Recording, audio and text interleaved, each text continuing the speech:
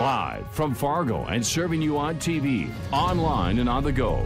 This is Valley News Live at 10.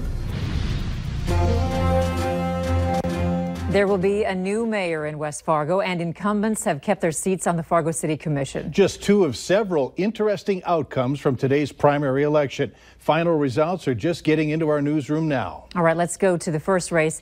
The race for Fargo's City Commission. 2 seats were open, and the ballot had several well-known names. In the end, the incumbents will keep their seats. Tony Gehrig with 18%, Dave Pepcorn 16%, Linda Boyd 15%, Arlette Preston 13%. Let's move on to the school board. 5 seats were open for the Fargo School Board. 3 of the candidates seeking re-election. Robin Nelson will win her 4th 4-year term on the board. She's among 3 other incumbents to win, along with Brian Nelson, Robin Nelson, Rebecca Knutson, and Jennifer Benson, and also David Paulson. Those were the top vote getters, and also Brian Nelson. 5 were elected, and right now 15 of 16 precincts are in. Those are your 5 winners at this point. All right, for the Fargo Park Board, with 22 of 22 precincts reporting, Vicki Dawson has secured her seat at 21%. Joe Deutsch follows with 20. Stacy Griggs 17. She's in as well. Incumbent Matt Magnus is now out. All right, let's move on to West Fargo's mayoral race. All 10 precincts have reported. Incumbent Mayor Rich Mattern, after 4 terms, is out. Let's go to the numbers. Bernie Dardis comes in with 54% of the vote. Rich Mattern, 45%. Moving on to West Fargo's school board, a former teacher who left his position under a bit of a dark cloud is today's top vote getter. Jim Jonas, running for the school board once before and losing. Well, tonight he leads all 14 people running for 4 seats on the West Fargo School Board. That included 4 incumbents. Now, there could be an automatic recount in this race because of how close some of the candidates are at that 4th spot with just under 7%. So it's Jonas, Heilman, Gravely Stack, and right now it is Christensen who will move on to the West Fargo School Board. But then also you see the following incumbents, or rather following candidates who also were at that 7% mark. Okay, so West Fargo City Commissioner, with all 10 precincts reporting, 2 people elected in this race. 37% for Eric Jurdevig, and Brad Olson 34%.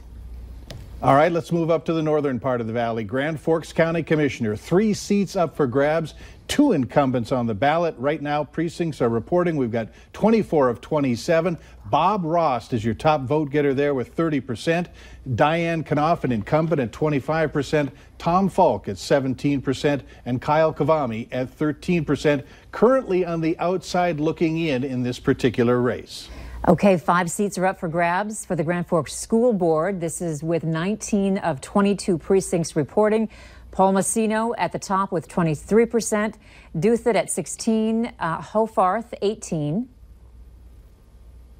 Douglas Carpenter, Darren Lee, Brian Rebuck, you can see, and James Kelso, you can see their numbers. Meanwhile, there are 7 candidates to become the new Grand Forks County Sheriff. Now remember, the top 2 vote getters in today's election will move on to the fall vote. Right now, Andy Schneider is at 36%. B.J. Maxon is 15%. This is at 24 of 27 precincts. They remain the front runners to move on as of now. Chris Hutton and Jim Remmer are on the outside. And we will have all results from tonight's important races under the Elections tab on our website. So if you want to catch up on those, go to valleynewslive.com. All right, let's go on to the weather today. A beautiful night to be outdoors. Hutch, looks like we might be able to give our air conditioners another break tonight. Yes, you can open the windows because some of that cool air that's been flowing around is going to stick around. In fact, we'll see temperatures dip down fairly quickly as we head into the evening hours. A gorgeous sunset. A lot of you sent photos of Virga. That's precipitation that evaporates before it hits the ground. That's what you see on the radar there moving into Lakes Country. Your hour-by-hour forecast shows that by daybreak, some of us will be in the chilly 40s out there, low 50s for many of the rest of us. Some thunder in the forecast as we go through the late week. Details here in a moment. All right, thanks so much, Hutch. Mothers are expressing concern about not receiving mental health support during and after pregnancy. Valley News Team's Katie Opperly looks into where women should go for help. A national survey by Maven, a digital company for women, says that more than half of moms aren't getting mental health support during or after pregnancy. Tricia Powell with Sanford Health agrees there is an issue.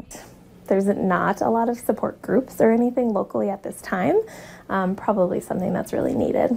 Powell recommends families to reach out to a variety of people for help. Reaching out just to your informal supports, right? Like your family members, your neighbors, your friends, your doctor, anybody who you can reach out to. Groups like Doulas of the Red River Valley would like to extend a helping hand to women and their families. What a doula provides for the postpartum period is reassurance, practical support with housekeeping, helping mom with taking care of baby.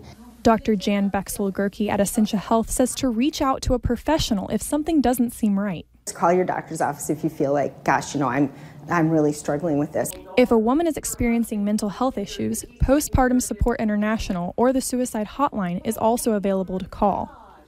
In Fargo, Katie Opperly, Valley News Live.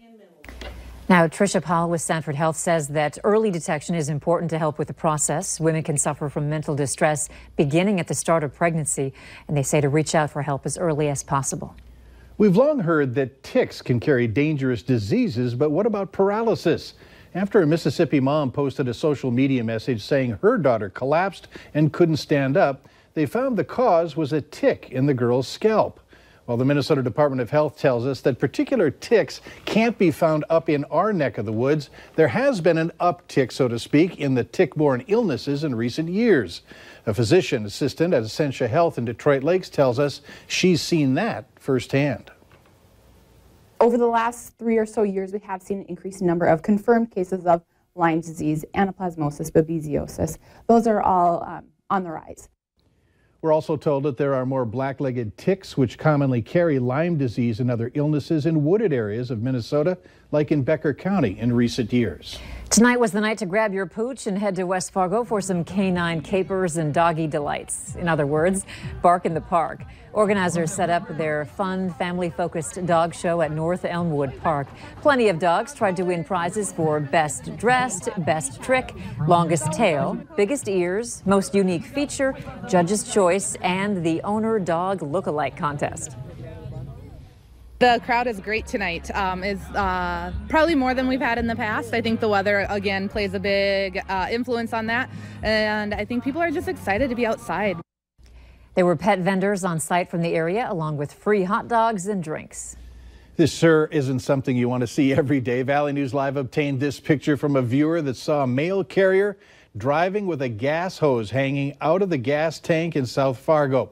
Zach Dobbins says he took the picture on Saturday when he was driving on 40th Avenue between 42nd and 45th Street. Dobbins says it was too funny not to snap a picture.